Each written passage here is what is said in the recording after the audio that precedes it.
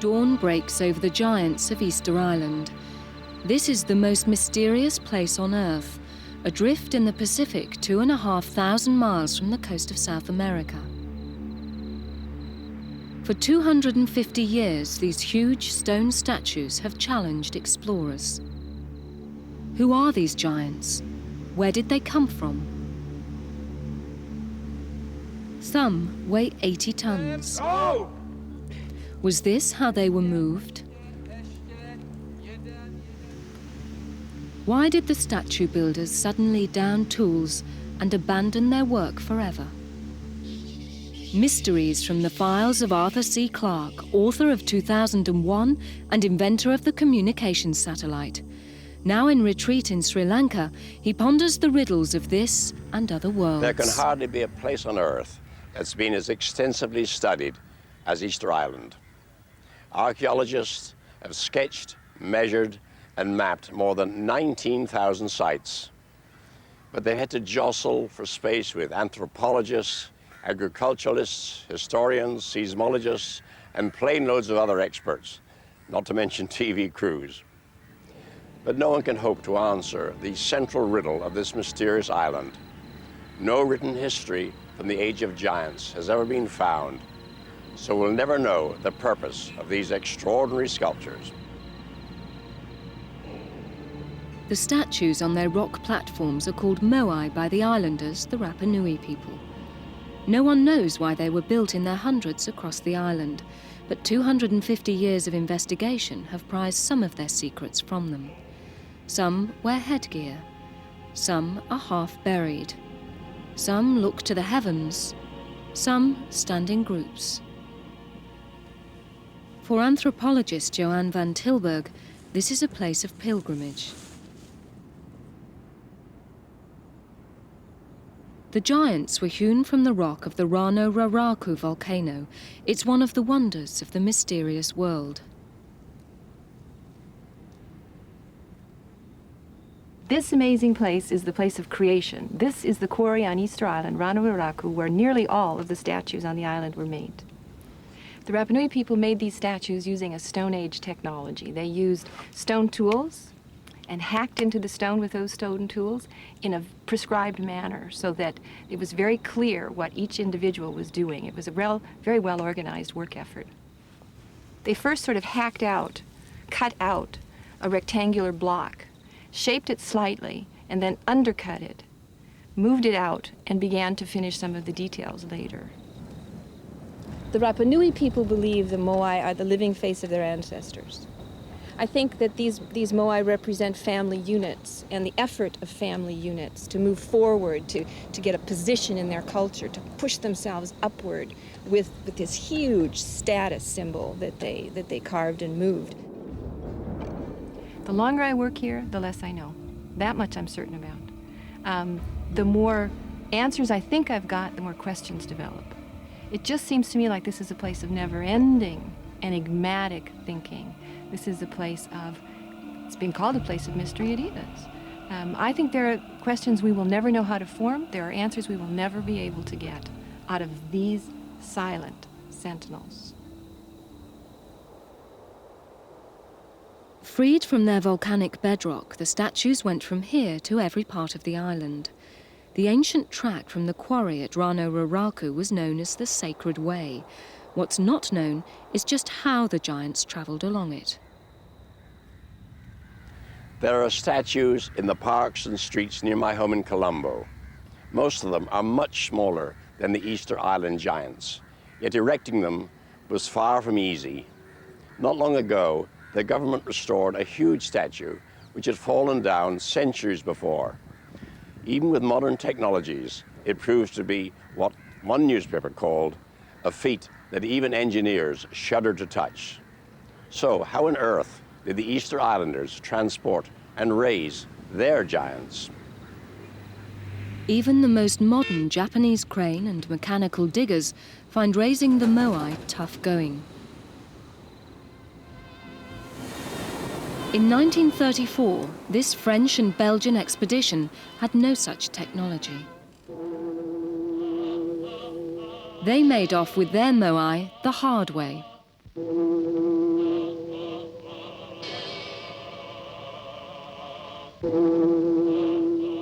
It took 100 islanders and all the ship's crew to drag a 6-ton statue by sledge.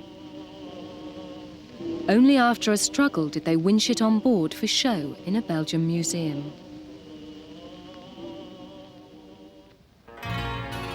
Prague, capital of the Czech Republic.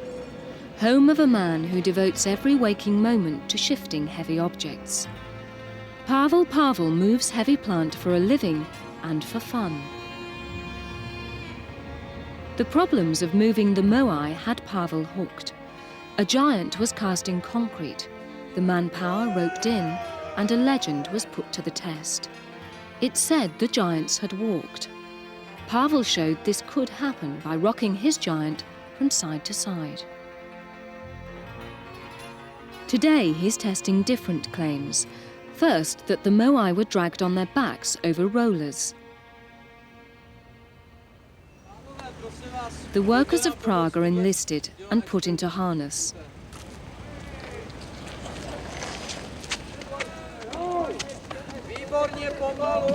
It only takes 20 strong men to get 9 tons of Moai a-rolling.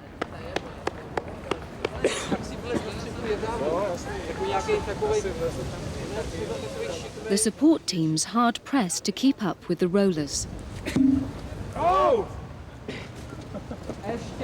This method was probably used for small statues. It means between 5 and 10, 15, maybe 20 tons on Israel. Now I would like to try experiment to pour statue only on grass, without rolls, without nothing, only on sledge and on grass. I will need more people. In every case, maybe 3 times more people.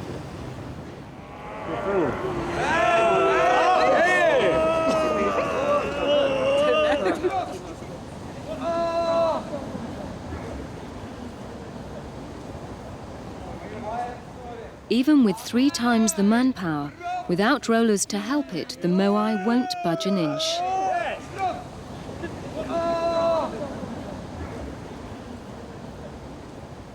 The experiment wasn't successful, but I am satisfied because we can see that this way is nonsense. Now we can try with mashed potatoes. We will put many potatoes under sledge and we will see.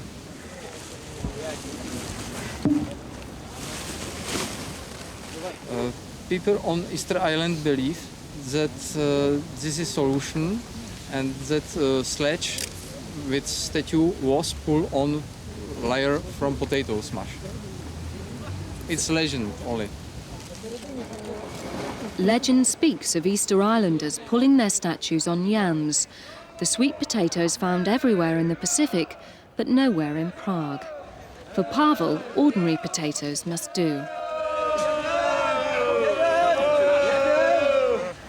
Legend may be true. Legend is true that potatoes helped for lubrication. In America's cowboy country, Professor Charlie Love also has moving on his mind. Like Pavel, he's cast himself a Moai.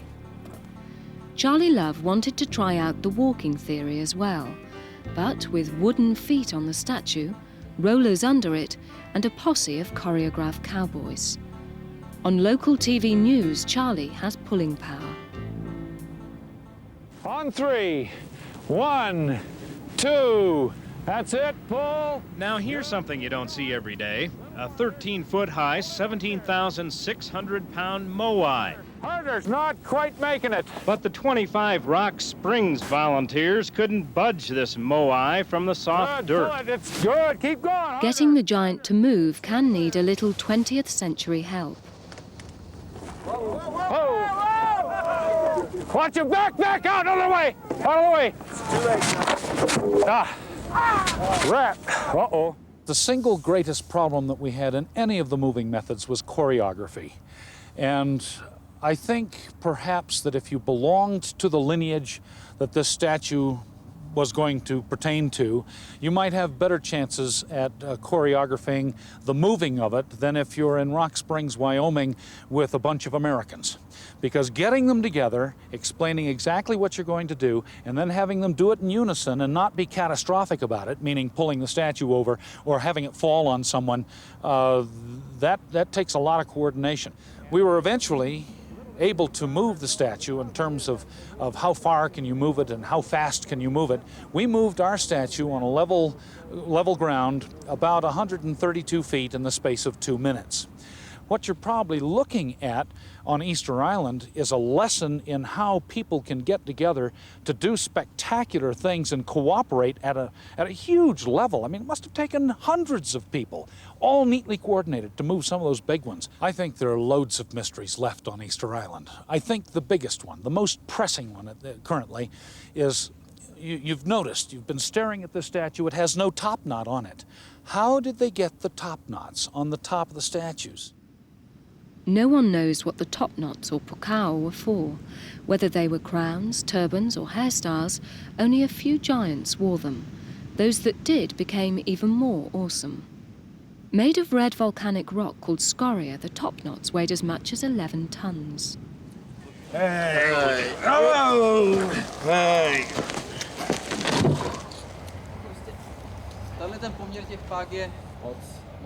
Mounting them on the giants is a heavyweight problem, even for Pavel Pavel. His first task is to overcome the top knot's resistance. Luckily, he knows his potatoes. The mash should ease things.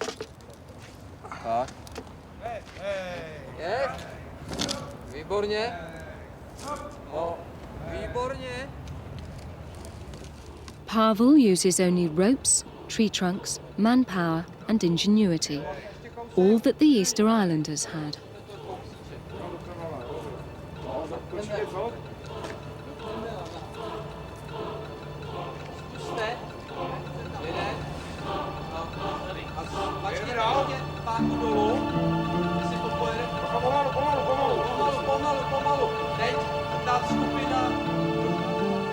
Finally, the Prague Pukao is safely in place. Back on Easter Island, wild horses won't drag one secret from the Moai. What power did the giants possess to make people haul them up to 14 miles over rocky terrain? It's puzzled every adventurer. From the Dutchman, Admiral Jacob Roggeveen, who discovered the island on Easter Day in 1722, to Captain James Cook in 1774. He wondered if the statues showed that a race of giants had actually lived here. The Frenchman La Perouse didn't think the giants were religious idols, but noted that the natives showed the statues respect. During the First World War, Catherine Scoresby Routledge catalogued every single Moai. She unearthed no answers. French academic Alfred Métros sought the truth in the island's legends. In the 1940s, Tor Heyerdahl thought that the giant builders came from South America. He retraced their journey on his Kon-Tiki raft. The giants themselves maintain a stony silence. They stand, most of them with their backs to the sea, watching over the communities whose ancestors some say they represent. But there are a few exceptions. These stand inland, set askew on their rock platforms. For astronomer William Liller, these Moai provide some clues. We found that there were approximately 14 that were aligned with the equinoxes, with the solstices, those special points where the sun rises on the first day of the winter, the first day of spring. And it was unusual to find so many. It's not what you would expect. The chances of it happening by accident were exceedingly slim. So therefore, there must have been some reason behind it. And the obvious answer was they did it to show the direction towards the rising sun on these very special dates, the shortest day of the year, etc. To them, the stars, the heavens, the sun, the moon, these were the closest other pieces of land that they knew. They were able to tell where the sun would rise, they were able to tell where the moon would rise, the motions of the stars, and they wanted to memorialize these in stone by building platforms and building moai that would look in these very special directions. We found that this particular platform and this particular moai, the statue, had been twisted around relative to this plaza out in front so that it was looking off in that direction. And it turns out, we found, that that is precisely the direction in which the sun rises on the shortest day of the year, 21st of June down here. And at the same time, it rises just to the right of a small little hill over there called Mata Maengo. And it was very probably, we believe, made to mark that particular special direction in the sky. Lilla believes moai like this were also farming calendars. The islanders that lived in the inner parts of the island those were the crop growers, and they had to know when the time was ripe for planting the crops. And so by noting when the sun rose on the shortest day of the year, they knew that then shortly afterwards it was going to start to get warm and they should have their crops planted. In 1978, a chance discovery was made here at Anakena. It opened the eyes of the archaeologists and the statues. An Easter Islander found two strange objects. In a flash of insight, she put one and one together. She found the components of an eye made of coral and red scoria, something that was placed inside the socket of the statue. This coral portion was first found. And we found, or other archaeologists have found these things on several other sites on the island, and people usually thought they were ceremonial bowls or some sort of an artifact like that. But with the magic that comes with finding objects on the same site, but not understood in terms of how they relate, it was made clear that these two pieces went together. And this eye suddenly opened up a whole range of possibilities and opportunities for better understanding the statues. Coral and red scoria is found often in association with crematoria and with burials. So we believe they're sacred materials associated with funeral ceremonies. When these eyes were in the statues, some of those kinds of ceremonies must have been going on. Hundreds of statues lie unfinished in and around the quarry where they were carved. It looks as though the sculptors had just put down their tools for a tea break. But what really brought this extraordinary undertaking to an end? We can only speculate. However they moved the giants, the islanders needed trees. But today, Easter Island is desolate. There's barely a branch to be seen. With the help of the Chilean Navy, agronomist Gerardo Velasco is looking for Easter Island's lost forests.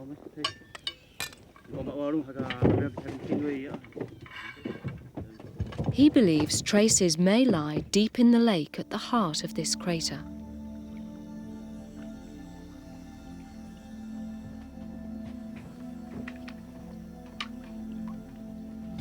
Under the water, deep in this mud, lie layer upon layer of sediments. Preserved in them are pollens from thousands of years ago. They hold the key to tell experts what vegetation grew on the island and when. These sediments are the leaves of a book waiting to be read. The harvest of today's exploratory probe will be flown across the Pacific to New Zealand and Professor John Flenley. What I'll do is to open up the core and take out from a particular depth a piece as a sample about 1 cubic centimetre. It will end up on a microscope slide and then we can look at that under the microscope and see what we've got in the way of pollen. Okay, let's have a look what we've got. We found stacks of pollen, and mostly of one particular species, a kind of palm. It seems to be now extinct, but it was very similar to the Chilean wine palm, a big tree, and it became extinct only during the last 2,000 years, during which people arrived on the island. The island had formerly been forested. We know it is now completely without trees, and perhaps the removal of the trees was the thing which had triggered the collapse of the civilization. When the trees had been cut down, there were no more rollers, and people couldn't move statues without rollers. Therefore, there was no point in continuing to make them. On a fishing trip to these remote cliffs, Gerardo Velasco netted another clue. He suddenly noticed neat cylindrical holes, all that was left of palm trees swept away and entombed by flowing lava. I started to look around and found several holes of remarkable features resembling the typical palm trunk. And at that moment was so excited because it fitted exactly what had been found in the craters. Pollen samples, pollen cores made the whole picture quite clear that they were definitely trunks to my view. They are straight, very, very regular, unlike the gas tubes and caves that we are so familiar with in this island. They're absolutely regular, and if you look inside, you can even see the imprints of the leaves of the palm. Eventually, when the Moais were carved and they had to be rolled, probably many of these trees had to be cut down to make the rollers. They provide excellent rollers. These trunks, they're perfectly cylindrical. When they had no rollers, of course, they couldn't move them anymore. They couldn't move the Moais anymore. So we believe. Or could the Moai themselves literally point to the reason for the end of the giant building age? All around the island they lie, face down or up, toppled from their rock platforms. Historians thought they were demolished by warring tribes.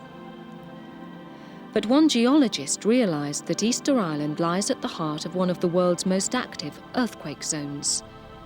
He found that 80% had fallen in the same direction, to the west, knocked over, he believes, by seismic waves.